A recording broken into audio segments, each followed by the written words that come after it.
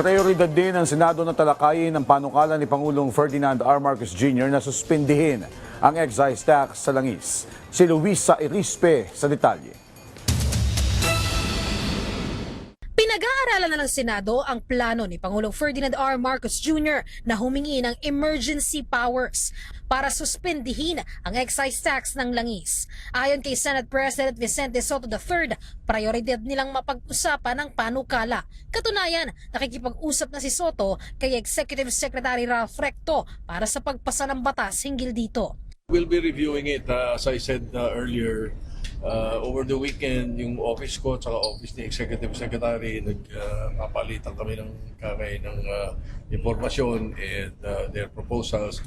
So we will be studying it. I will forward it to the Committee on Ways and Means, Committee on Finance, we'll discuss it, and hopefully we'll be able to come up with something that would be able to address the would-be problems that we will be encountering.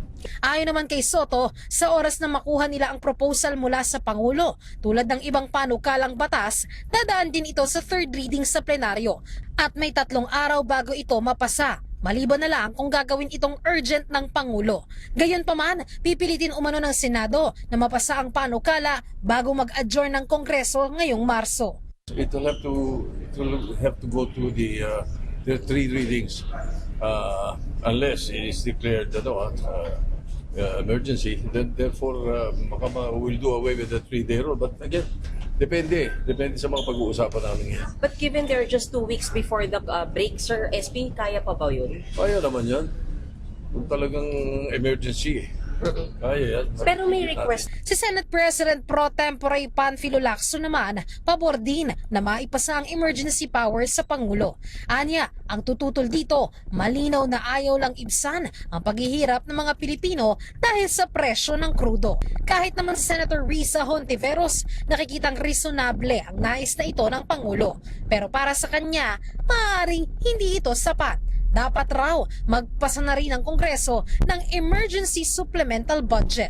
Pinag-aaralan pa namin yung request na yan for emergency powers, pero reasonable siya kahit sa ibang mga sitwasyon. Halimbawa, yung una ng ipinanawagan na tungkol sa tariff setting powers, no, na ilipat or ibalik across branches of government. Pero kahit pa, aksyonan niya ng paborable ng Senado, yung emergency powers para sa kasalukuyang sitwasyon, hindi pa po yun sapat. 52.8 billion pesos raw ang kailangang pondo para sa emergency supplemental budget.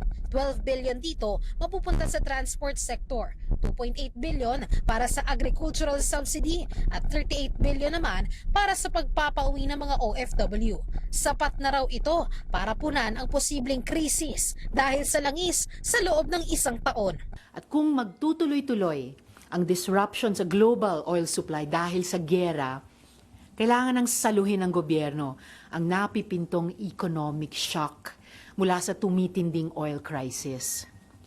Ang panawagan natin ngayon ay simple at hindi tingi-tingi. Kailangan ng pag-usapan, ihanda at ipasa ang isang emergency supplemental budget package na sa estima ng aking opisina ay aabot ng 52.8 billion pesos. Naniniwala naman ng senadora, may sapat na mapagkukunan ng pondo para sa supplemental budget. May pwede bang pagkunan ng pondo para sa supplemental budget? Oo.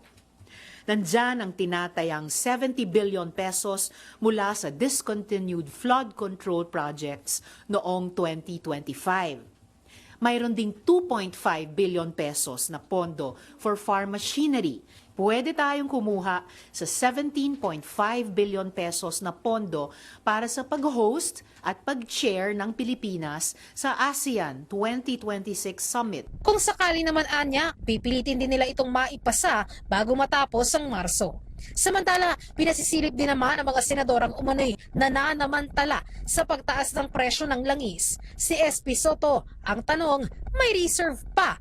Bakit agarang nagtataas ng presyo? The authorities should look into these players who are abusing or using it already. Sabi ng Presidente, if I recall it right, there would there was, I think, or there is at least 2 to 3 months na reserve. So, bakit sasamantalahin ng iba? Si SP Pro Tempore Lacson naman, hinimok ang publiko na magsumbong sa Philippine National Police at LGU sa mga gasolinahan o operators na nananamantala. Anya, pwedeng kasuhan ng mga ito ng hoarding and profiteering at hindi patas o deceptive sales practice.